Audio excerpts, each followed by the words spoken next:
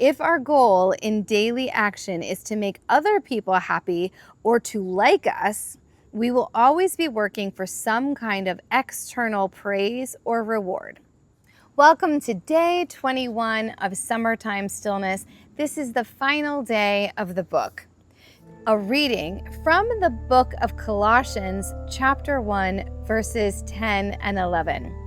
Live in a manner worthy of the Lord, so as to be fully pleasing in every good work, bearing fruit and growing in the knowledge of God, strengthened with every power in accord with His glorious might, for all endurance and patience with joy. Those of us who struggle with people-pleaser tendencies need to be very careful when reading this Bible passage and others like it. The directive to be fully pleasing in every good work can easily be misinterpreted as work hard and make other people happy if you want to be blessed. That is not what God is calling us to do. If our goal in daily action is to make other people happy or to like us, we will always be working for some kind of external praise or reward. That is an exhausting way to live. Jesus himself pointed to the futility of this way of being in the Gospel of Matthew, chapter 6, verses 1 through 18. Jesus contrasts the people-pleasing behavior with the idea of godly behavior.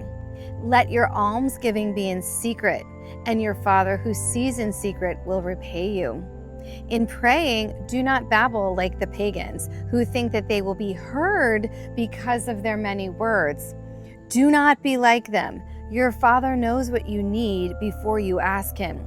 Do not appear to others to be fasting, except to your Father who is hidden, and your Father who sees what is hidden will repay you.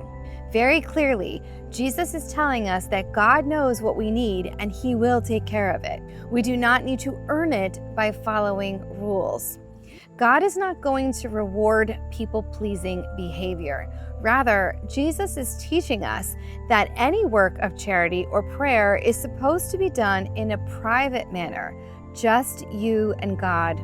St. Paul is alluding to the same thing in his letter to the Colossians. Live in a manner worthy of the Lord, growing in the knowledge of God, strengthened with every power in accord with His glorious might. What is the manner worthy of the Lord? It can only be following the new commandment of Jesus. Love God and love your neighbor as yourself. When we grow in that knowledge of God, in the knowledge of loving God and loving our neighbor as ourselves, we will receive strength through God's power. How can I draw strength and joy from God's power, rather than relying on my own limited energy and abilities?